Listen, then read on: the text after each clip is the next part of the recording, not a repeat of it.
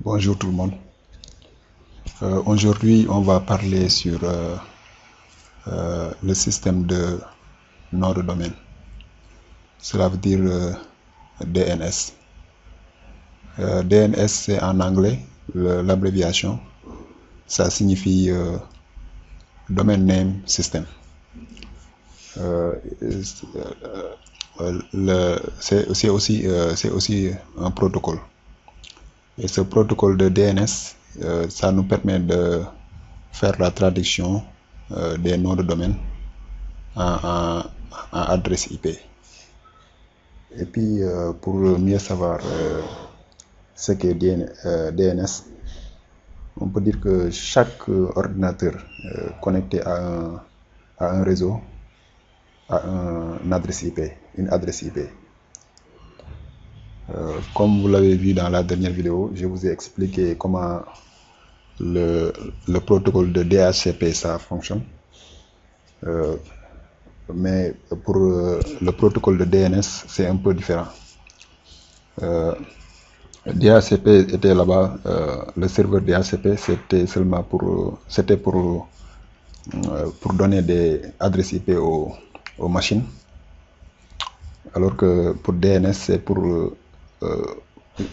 la traduction qui est faite entre les noms de domaine. Le serveur traduit les noms de domaine en adresse IP. Et la raison pour laquelle DNS a été créé, c'est que comme nous en tant que réseau administrateur, on connaît les adresses IP. On peut travailler avec les chiffres d'adresse IP. Mais par exemple, pour un utilisateur qui ne connaît pas le système d'adressage, ça peut être difficile pour ces utilisateurs de taper les chiffres d'adresse IP. C'est la raison pour laquelle on a créé DNS pour mieux faciliter aux utilisateurs de travailler au lieu de travailler avec les adresses numériques, de travailler avec les noms de domaine. C'est plus simple à faire. Ainsi, pour vous montrer en action comment fonctionne le protocole de DNS, on va aller sur Packet Tracer. Packet Tracer ici. Je vais vous montrer, j'ai une topologie. J'ai ici un switch avec 3 ordinateurs. On va utiliser ça comme le serveur DNS. Comme la leçon passée, je vous ai expliqué comment le serveur DHCP ça fonctionnait. Pour aussi DNS, il faut un serveur. La raison pour laquelle j'ai mis un routeur ici, le routeur aussi ça peut fonctionner comme un serveur DNS. Mais pour la démonstration que je vais faire aujourd'hui, je vais seulement me focaliser sur le serveur DNS, parce que la plupart du temps, DNS sera utilisé, le serveur sera utilisé comme par exemple les machines comme ça sont utilisées comme serveur de DNS. Surtout dans les grandes compagnies, vous allez trouver que au lieu d'utiliser le routeur comme serveur de DNS, eux ils utilisent cette machine comme serveur. Et puis DNS n'est pas, c'est un protocole qui est un peu compliqué, mais je vais essayer de vous donner des bases pour que vous puissiez comprendre le concept qui est derrière ce protocole. Maintenant, comme ce que je vous ai dit, par exemple, imaginons qu'on est dans un petit réseau avec 3 ordinateurs ici. Puisque on sait que les utilisateurs, eux, ils n'aiment pas taper les numéros, ou bien ils ne sont même pas familiers avec les numéros d'adressage, on va essayer de trouver un système qui permet de traduire le nom de l'ordinateur en adresse IP. Et puis pour faire ça, on peut faire ça Par exemple, on peut aller sur le serveur, configurer les noms des adresses IP, et puis à partir de là-bas, on peut, au lieu maintenant, dans le futur, de taper le numéro d'adresse IP pour se communiquer, on aura seulement à mettre le nom. Mais par exemple, la question que vous pourrez poser, par exemple, si les machines veulent aller sur l'Internet. Par exemple, vous voyez les sites là, les sites qu'on a sur l'Internet, par exemple google.com ou bien youtube.com. Tous ces noms-là sont des adresses IP. Mais la raison pour laquelle tous ces noms-là sont des adresses IP, mais la raison pour laquelle on ne tape pas les adresses IP sur quand on visite un site, la raison pour laquelle on ne met pas les adresses IP, c'est que on a le protocole DNS qui nous permet de traduire ces noms en adresse IP. Par exemple, je vais essayer de vous montrer. Par exemple, je vais essayer d'aller sur Google. Je vais essayer d'ouvrir, par exemple, sur ma machine ici, le commande, c'est ce qu'on appelle le command line, command prompt en anglais, CMD.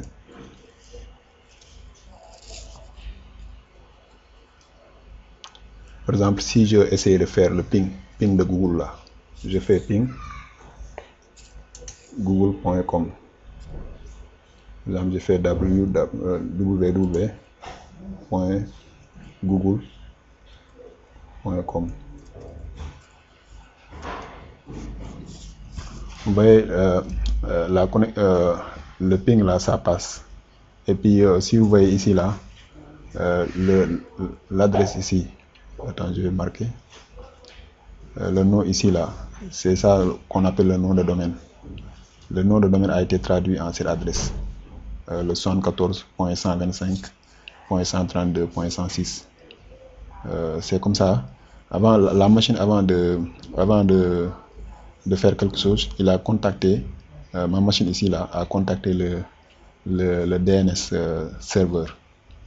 Et puis pour connaître quel DNS serveur vous avez, par exemple moi actuellement je suis à la maison, je suis connecté sur un Wi-Fi. Le Wi-Fi là, un routeur de Wi-Fi, c'est ce routeur de Wi-Fi là qui est en même temps mon DNS, qui est en même temps le serveur de DNS. Et puis si vous allez et vous faites la commande ici là, ipconfig,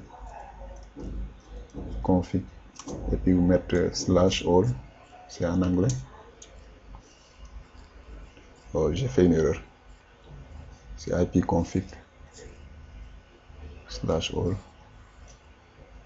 Vous allez voir que je suis connecté avec mon Wi-Fi là, mon adapteur de Wi-Fi. C'est ça. Vous allez voir les informations ici. On a ici pour le DNS, on a ici DNS, vous voyez. Pour le DNS, on a ici 192.168.2.1. En même temps, c'est la passerelle par défaut aussi. Passerelle par défaut. Ici, vous voyez, c'est la passerelle par défaut. Donc, on peut conclure ici que le routeur ici, ça fonctionne en tant que DHCP serveur, ça fonctionne en tant que passerelle par défaut, ça fonctionne en tant que DNS. Donc, ça peut avoir un routeur peut avoir plusieurs fonctions. C'est ça que je voulais vous expliquer. Et puis à chaque fois que, par exemple, je vais aller contacter une machine dont je ne connais pas l'adresse, la première chose à faire, par exemple, si je me suis allé sur Google, la première chose, la machine à faire, c'est d'aller contacter le DNS serveur. Et puis, lorsque le DNS serveur lui donne l'adresse IP là, maintenant, la communication peut prendre place. Mais sans sans le protocole de DNS, la communication ne serait pas, n'aurait pas eu lieu. Si on n'avait pas le protocole de DNS, on n'aurait pas eu la possibilité de faire le ping de www.google.com. Je pense que vous avez bien compris. Maintenant, pour venir ici au schéma qu'on a, on a ici le DNS serveur. Ça là, je vais essayer de configurer. J'ai déjà fait la configuration. Et puis qu'est-ce que j'ai fait là? J'ai pris les PC, par exemple PC0, PC1 et PC2. J'ai pris leur nom et puis j'ai manuellement entré ça. Par exemple, dans la vie réelle, vous n'auriez pas à faire ça. Par exemple, si vous avez une compagnie et puis il y a beaucoup de machines qui sont dans un même réseau, par exemple dans une compagnie, la plupart du temps, vous auriez à avoir, par exemple, un serveur qu'on appelle un domaine serveur. Et puis ce domaine serveur-là, la plupart du temps, sera aussi un DNS serveur. Et puis ça sera à partir de ce domaine serveur que toutes les machines vont enregistrer leur nom avec leur adresse IP. Comme ça, la procédure sera automatique. Vous n'auriez pas, par exemple, attends, je vais vous montrer ce que j'ai fait avec le serveur pour la configuration. On va sur DNS ici. Vous voyez, j'ai entré ça manuellement. Par exemple, pour PC0, attends, on va essayer de diminuer la page.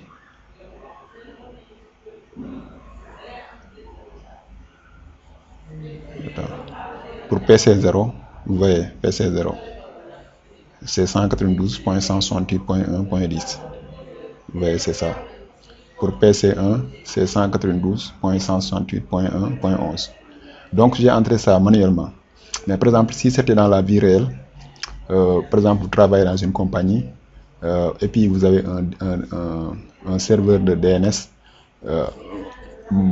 la plupart du temps, ce serveur de DNS sera aussi ce qu'on appelle un domaine serveur.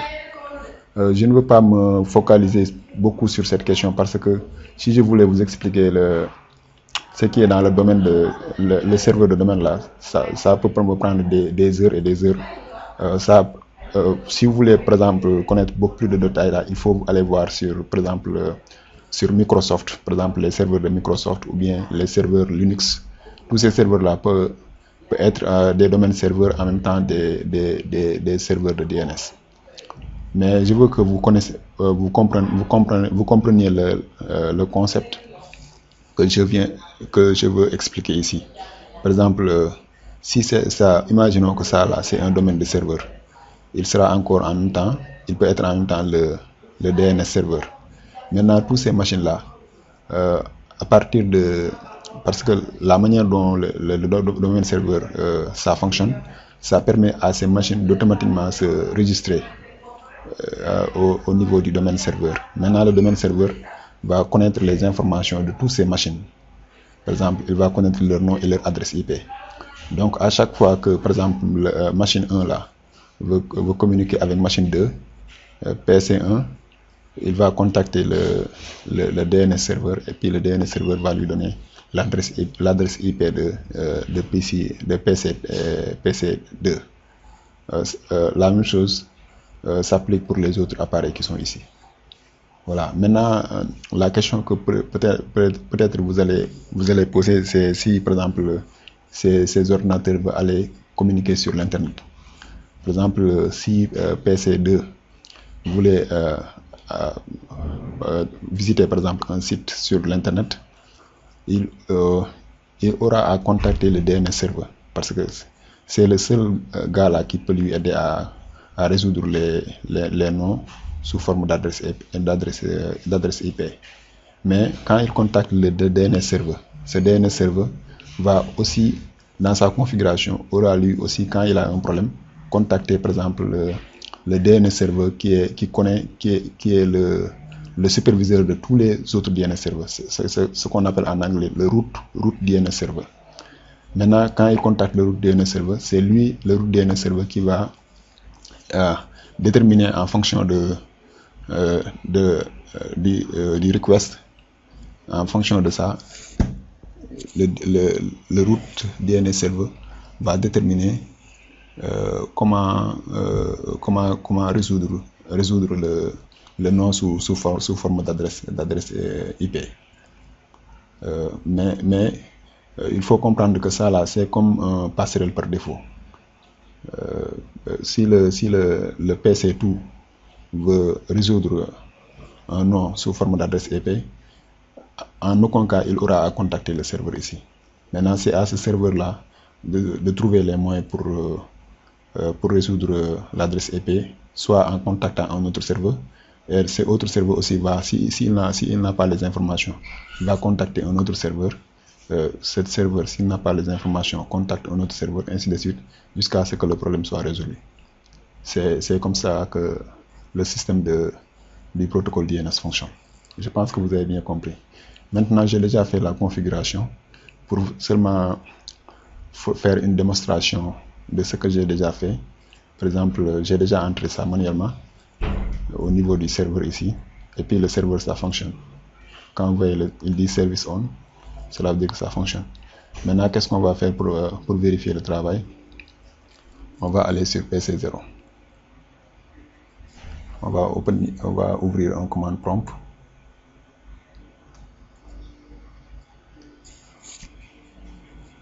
Et bien, on va sur PC1. On ouvre un commande prompt. On fait, puisque c'est PC1, on va aller, par exemple, à partir de PC1. À partir de PC1, on va communiquer avec PC2. Au lieu maintenant de taper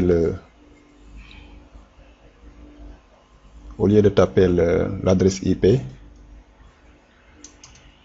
je vais faire, par exemple, on va faire un ping. Je vais faire ping PC2. Et puis on va voir si le DNS serveur va résoudre le nom. Et puis vous voyez, le nom a été résolu. Vous voyez, ça c'est PC2. Et puis le nom est là. Le nom c'est 192.168.1.12. Et puis si on va ici et on retourne, vous voyez, on a ici l'adresse est là, 192.168.1.12. C'est cette même adresse qu'on a ici, 192.168.1.12. Je pense que vous avez bien compris. Maintenant, on va essayer de voir comment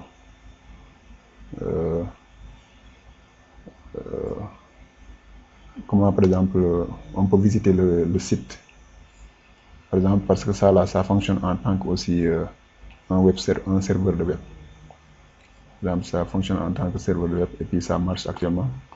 Et puis j'ai déjà dans la configuration de DNS, j'ai déjà mis le nom du serveur, c'est mon domaine. Mon domaine, c'est le nom de ce serveur.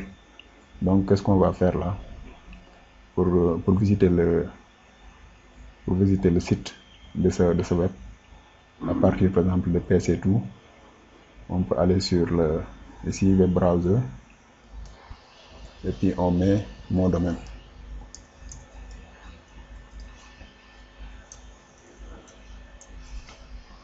Mon domaine. Et puis, vous voyez, ça a résolu le problème. Mon domaine. Voilà, vous voyez, on a eu la connexion. Si on avait entré aussi l'adresse de ce serveur, par exemple, attends, je vais voir.